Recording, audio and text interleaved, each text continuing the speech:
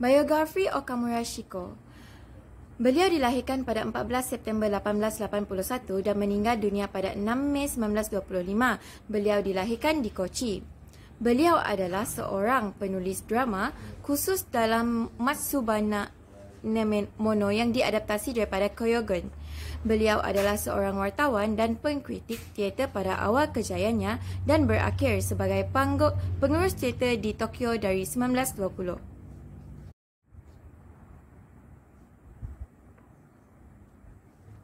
Pada Mac 1910, tayangan perdana di Ichimuraza of the Kyogen, Hanako, diadaptasi untuk kabuki oleh Shiko dan dipentaskan di bawah tajuk Migawari Zazen. Pada 1 September 1923, Tokyo telah dimusnahkan oleh gempa bumi kuat yang dipanggil Kanto Dai Jishin yang membunuh lebih daripada 200,000 orang Ichimuraza. Pada 24 Julai 1924, Kamurato Shijiro meninggal dunia dan pengurusan Ichimuraza telah diambil alih oleh Shiko. Pada 6 Mei 1925, Shiko meninggal dunia.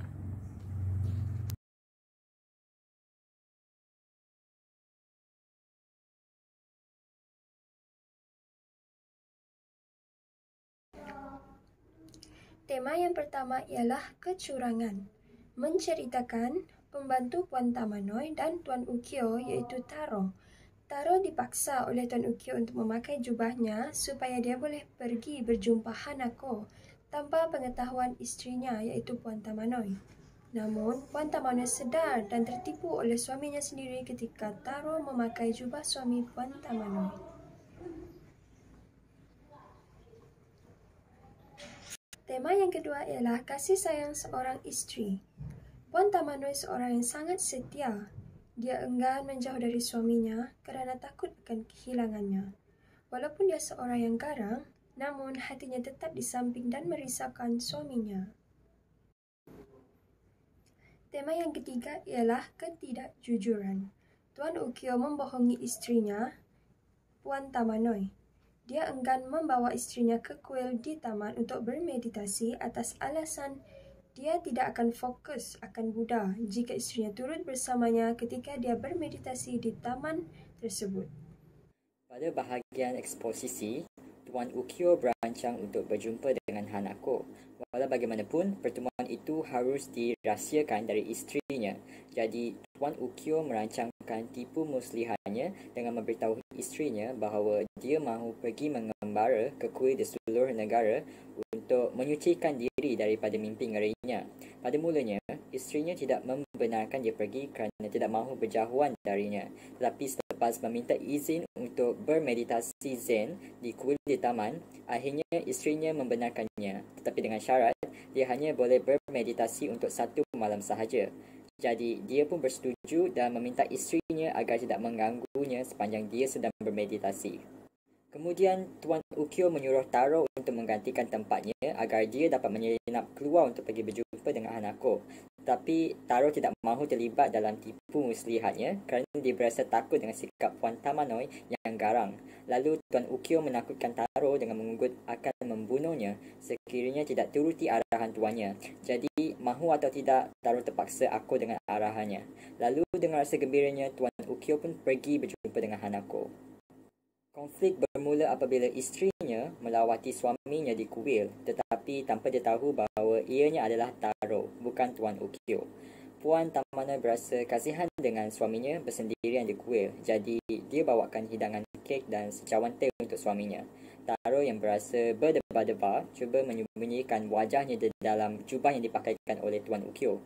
Walau berkali-kali Taro cuba menolak hidangan itu dan terus bersembunyi di dalam jubahnya, Puan Tamanoi tetap berdegil mahu melihat wajah suaminya. Klimaks cerita ini adalah apabila Puan Tamanoi serta 2 orang dayangnya menerkam Taro dan berusaha menarik jubahnya. Semuanya terbongkar apabila jubah tersebut tertarik keluar dan Puan Tamanoi menjadi marah apabila mendapat tahu suaminya telah menipunya semata-mata untuk berjumpa dengan perempuan lain. Seterusnya kita akan melihat dari segi klimaks dan peleraian. Untuk klimaks, kita melihat Tuan Ukyo tidak cuba melawan isterinya dan akhirnya Puan Tamanoi jatuh ke penatan selepas berlaku pergelutan itu. Tuan Ukyo mengambil kesempatan ini untuk lari dan merampas jubah untuk dijadikan perlindungannya. Namun tidak berjaya. Tuan Ukyo tiba-tiba teringat dengan Tuhan dan merasa insaf dengan perbuatannya. Lalu berdoa kepada Buddha disebabkan terlalu takut dengan isterinya yang mengamuk seperti raksasa. Bagi peleraian, Tuan Ukyo inci demi inci mengundur ke belakang dan langkah demi langkah Puan Tamanoi mengikutinya. Mereka bergerak mengikut tempo muzik dan dia dikejar, dia dilari. Begitulah hingga mereka lalu keluar apabila tirai sutra kanan diangkat naik untuk seketika muzik bersambung dan berhenti.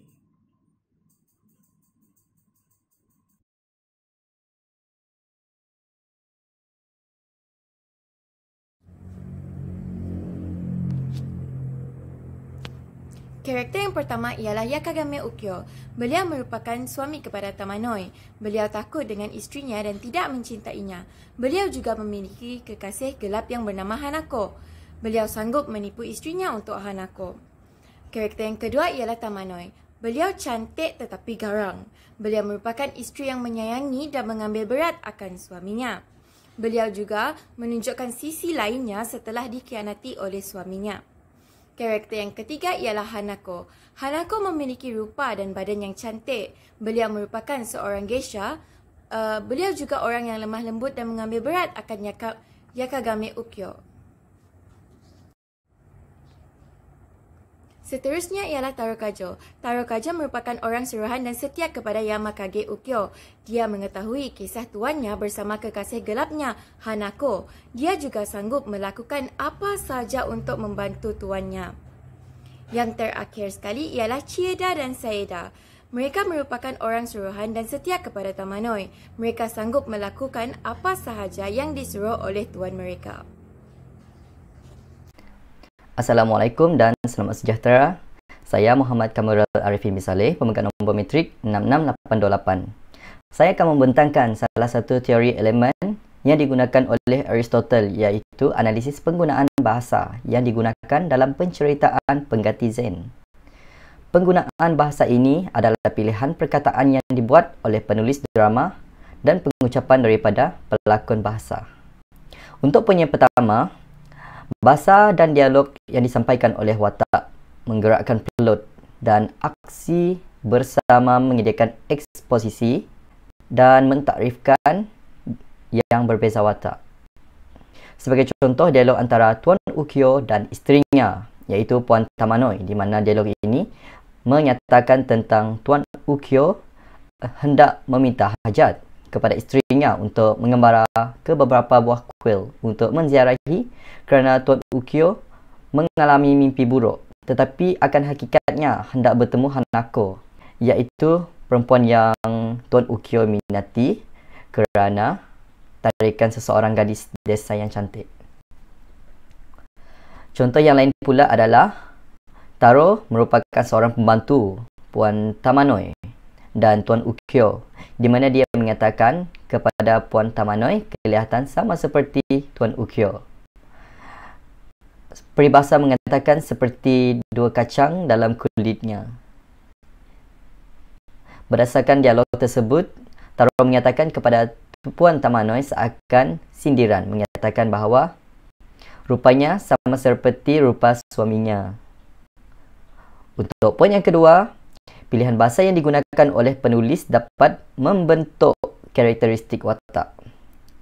Sebagai contoh, watak Puan Tamanoi adalah seorang isteri yang tegas tetapi masih mempunyai sifat kasih sayang dan simpati. Ini adalah contoh skrip oleh Puan Tamanoi yang berbunyi, kasihan dia, duduk dalam kesejukan, memikirkan Buddha, keseorangan. Macam mana aku nak biarkan saja? Aku mesti lihat kesayanganku. Begitulah dialognya. Berdasarkan dialog ini, kita boleh lihat walaupun isterinya adalah seorang yang tegas, tetapi ia masih ada rasa simpati terhadap orang kesayangannya.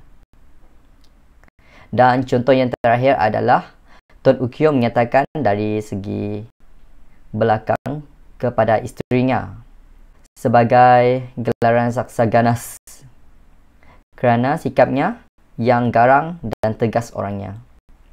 Apa yang menarik tentang karya ini adalah walaupun kita tidak menonton persembahan teater ini secara visual, kita masih dapat rasakan kelucuannya dengan hanya membaca skripnya sahaja.